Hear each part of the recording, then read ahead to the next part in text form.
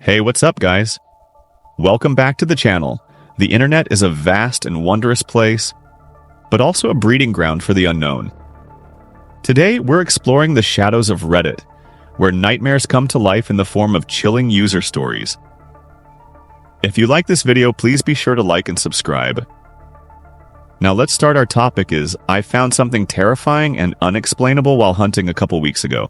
I am an avid upland bird hunter who lives in Oregon. I have a Flushing dog I train to hunt. An English setter, Reggie, who I take out most weekends of the hunting season to look for pheasant, quail, grouse, partridge, or ducks. For the last 3 years, the only meat I've eaten from mid-September through the end of January has been the birds my dog and I hunt, plus the elk or deer I usually bag in during archery season. It's something I've become pretty passionate about. 2 weekends ago was the end of quail, grouse, and partridge season, so I planned a day trip out to eastern Oregon. For those who don't know, most of Oregon is essentially a desert. The area between the Cascade Mountains and the Pacific is rainy and forested, and what most people think of when they picture Oregon. However, with the exception of a few small mountain ranges, 2/3 of the state east of the Cascades is just sagebrush, red rocks, and arid country for hundreds of miles to the Idaho border. While quite cold this time of the year, it's still amazingly beautiful, with literally millions of acres of public land, where there's great bird hunting. I loaded Reggie and my gear in the truck early Saturday morning, several hours before sunrise, and set off. Just at first light, we got to a big, open river valley. I've spent lots of time exploring, but this specific area was new to me. It was about 30 degrees, looked like a light dusting of snow the night before, but otherwise pretty dry, and would be a fairly clear day. I love these moments, maybe more than anything in life. Being the only human in a massive wild landscape without a single trail or building for miles. The isolation, the giddiness for the upcoming adventure, the feeling of exploring an area that looked the same 500 years ago, the feeling of going out to get my own food, the contrast between hot coffee in my thermos, and the cold winter wind on my exposed hands. All of it. Just my favorite place to be.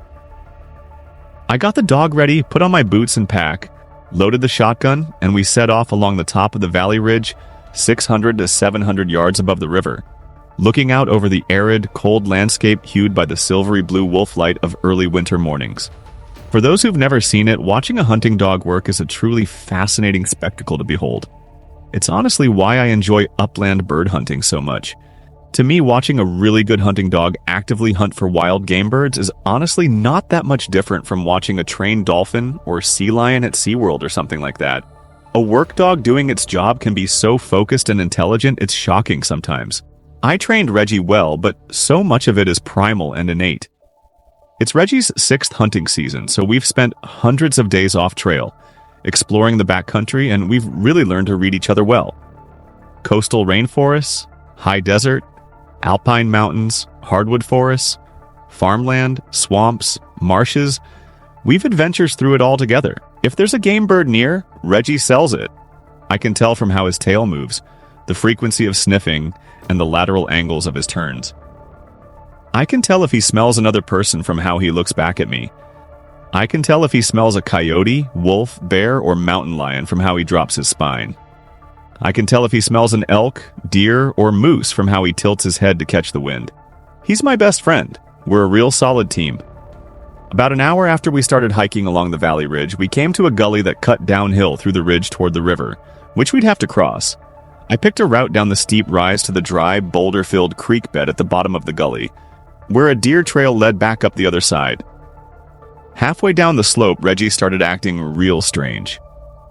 He stopped about 30 feet in front of me, cocked his head to the side, and fixed his gaze down to our left, toward a spot in the dry creek bed as it dropped down the valley. He then leaned his head forward as if trying to get a better view, and then started turning around toward me without pulling his eyes off the spot, which he really only does when he's scared of something, like when we go to the vet, or I start up a chainsaw. Then he bolted up the steep side of the gully to where I was standing. "What is it, bud?" He kept switching his gaze from my eyes to the same spot below us while pacing around in half circles. "Strange." My first thought was mountain lion, which I always have at the back of my mind. They're all over the place out here, but they usually clear out long before they let people, let alone a person with a dog, get this close to them. Figured that probably wasn't it. Whatever, I thought. We've got to cross this gully and keep moving, so I patted the dog on the head and kept on moving down toward the bottom of the gully. Reggie stayed right on my heels the entire time. The bottom of the gully was a dry creek bed, loaded with car-sized boulders with a lot of rocks and gravel, running between the rock formations and steep, grassy walls of the gully. As I was crunching over the gravel, Reggie stopped in the middle of the creek bed and, once again, was fixated on something to our left, down the gully. This time he dropped his spine and I could see his hackles raise. Oh shit, I thought. Maybe there really is some kind of predator in the rocks down there. I flipped the safety off my shotgun and started talking to Reggie in the cute buddy-buddy tone I use when I'm trying to calm him down. I started walking toward a big boulder in the middle of the creek bed that was blocking my view. Looked like once I was past it, I'd have a clear field of view over the entire gully, all the way down the valley side to the river. Reggie was still frozen in place. I patted his head as I passed on his right side. Once I got a few paces past him, I noticed he wasn't following me, which he usually would, even if it was a bear ahead of us. I looked back at him. "Let's go, bud. What's up there? Let's go get it." Usual comments I'd make to him to get him all jazzed and excited to check an area out. He started pacing around in half circles again, with his ears back and his tail down. What the fuck, I thought. Definitely never seen him do this before unless, again, we're at the vet. He doesn't like shots. I've seen him chase 400-pound black bears off my property and squabble with countless coyotes. He's not scared of much. This got me pretty anxious. I shouldered my shotgun and decided that before we keep moving, at this point, checking behind the boulder where something had the dog all tweaked out was a safe thing to do. I moved fast. In my experience dealing with cougars and black bears, 99.9% of the times you bump into one, they're absolutely terrified and run away as fast as they possibly can, especially when surprised by something with confident movement that's making lots of noise. But definitely don't do this with a grizzly. I heard Reggie start following me as I started to boogie around the boulder. I came around the big rock on the right side, and in front of me was a big clearing in the creek bed and a huge bighorn sheep, a ram, no more than 25 feet in front of me. We run into bighorn sheep out in this country all the time, so it wasn't that much of a surprise. What was surprising was how this thing was sitting. That's the only way I can think to describe it. It was sitting on its folded back legs like a dog or a cat would, holding itself up with a straight-backed posture, front legs locked forward with its hooves in the gravel, staring straight ahead so I couldn't see its face. "What the fuck?" I said out loud. These are very wary and skittish animals. They'd never let a person get this close. A bunch of things went through my mind at the same time. Maybe it's dead? No, it was cold, and I could see steam coming from its slow breaths. Maybe it's wounded and dying. Maybe it's stuck on some old fencing or something. Right then, Reggie started barking. Not just barking, but snarl barking, like he was in a fight. He's a pretty quiet dog generally, and he never barks at deer, elk, or ram. Maybe prances after them for a few seconds instinctively if we bump into one while hiking and spook it. But he's never been very interested in big mammals. It startled me. I looked back at him, and he had his front legs splayed out, his head was down, his tail was down, his hackles were raised up so high he didn't even look like an English setter anymore, and he was fully baring his teeth and barking and snarling like I'd never seen. He looked feral, like a coyote. I could hear the snap of his teeth as he barked again and again. I looked back at the ram, still just sitting there, unmoving, staring straight ahead. Now, that was fucking strange. I've never known a wild mammal to do anything but bolt away, terrified at the presence of a canine, let alone not even move a muscle with a canine being aggressive. I was pretty convinced at that point that the ram had to be real sick or super fucked up in some way, definitely close to death. Even if it was tangled up on something or had got trapped in a leg snare, it would be freaking the hell out with a dog going ballistic next to it the way Reggie was. "Reggie here!" I yelled to him. Here is sort of my catch-all command for him, meaning stop what you're doing and get to my heels right fucking now. Reggie didn't even look at me. I took my shotgun in my left hand, turned and took a step toward the dog, and pointed at the ground in front of me and pretty much screamed, "Reggie, here!" Again, nothing. He just kept barking and snarling at the ram with increasing intensity. That really put me on edge. He'd never just completely ignored a firm command before. It's like I wasn't even there. I turned back to the ram and shouldered my shotgun again. Something was wrong. Real fucking wrong.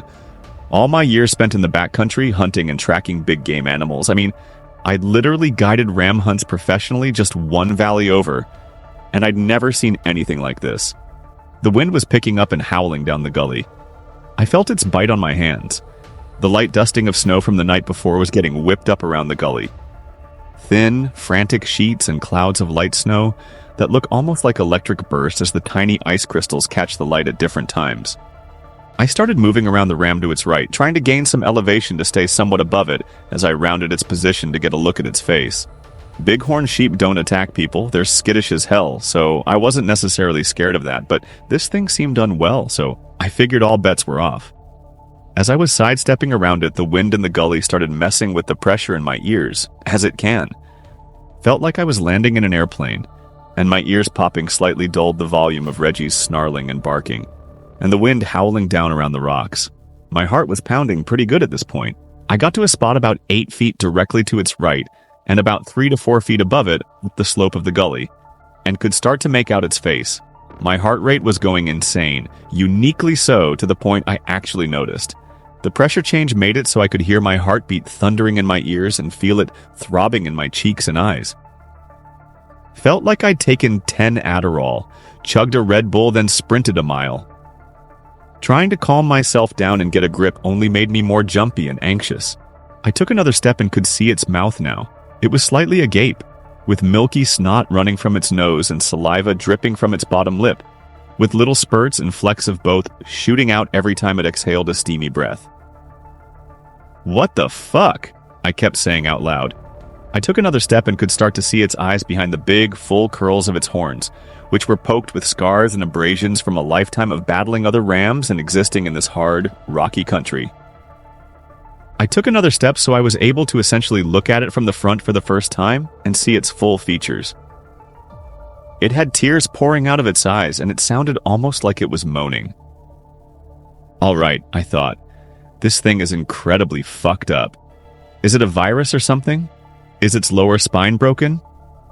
I wanted to put it out of its misery, but shooting a bighorn sheep without a license is a felony with a $15,000 fine.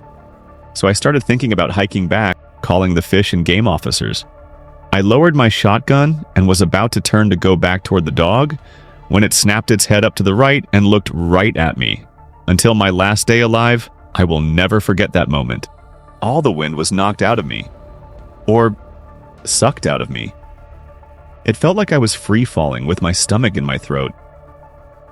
I couldn't move. I pissed myself. Just straight up urinated in my pants for the first time since I was a toddler.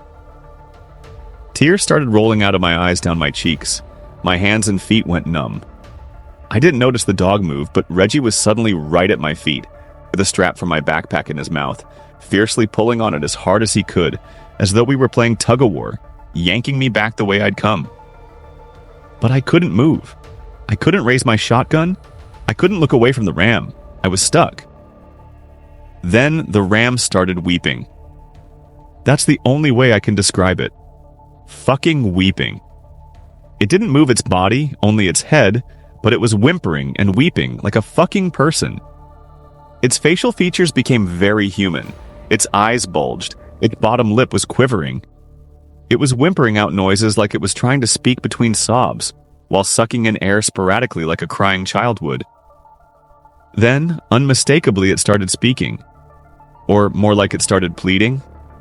It only used a total of 3 different words, but they were unmistakable.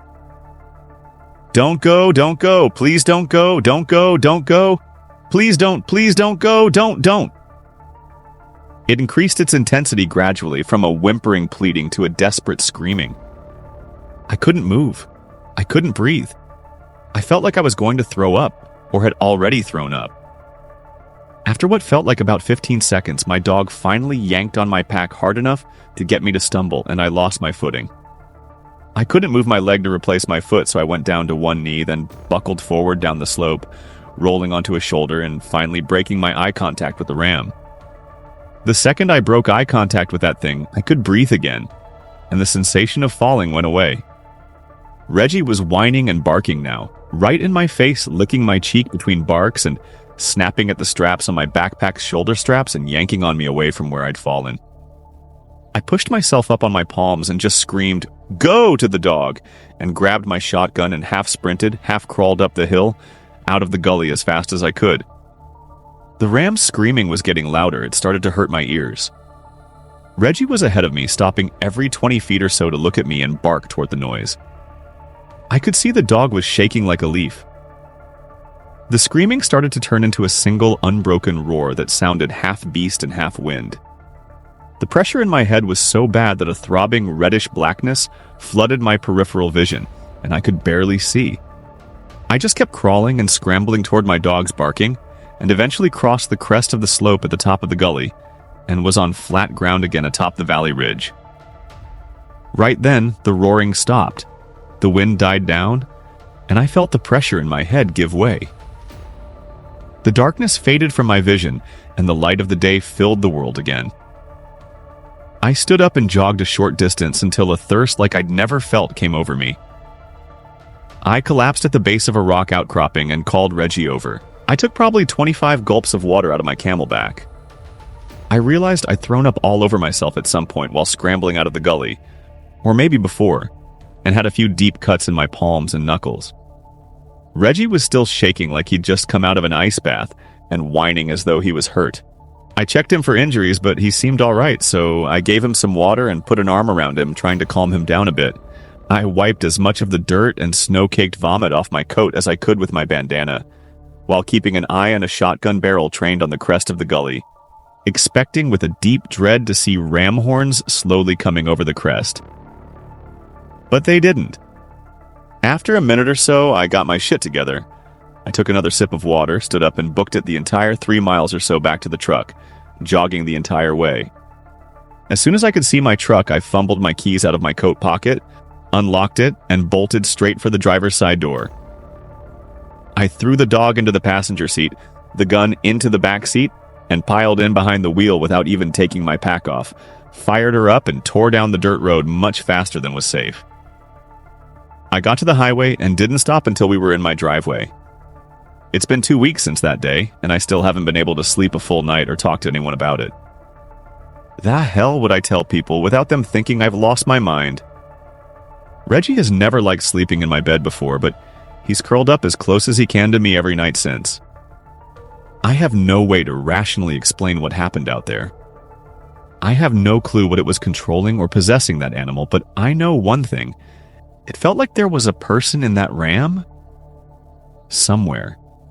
It felt like a person's spirit was stuck in there and desperately wanted out. However, based on the way my dog was acting, I also got the feeling that if I did help it, I wouldn't have ever left that gully. I am sincerely terrified in a way I've never known possible. These Reddit stories serve as a chilling reminder that the internet, while connecting us, can also be a reflection of the darker aspects of the human experience. What are your own unsettling online encounters? Share them in the comments below, and don't forget to like and subscribe for more spine-chilling journeys into the unknown. See you in the next one.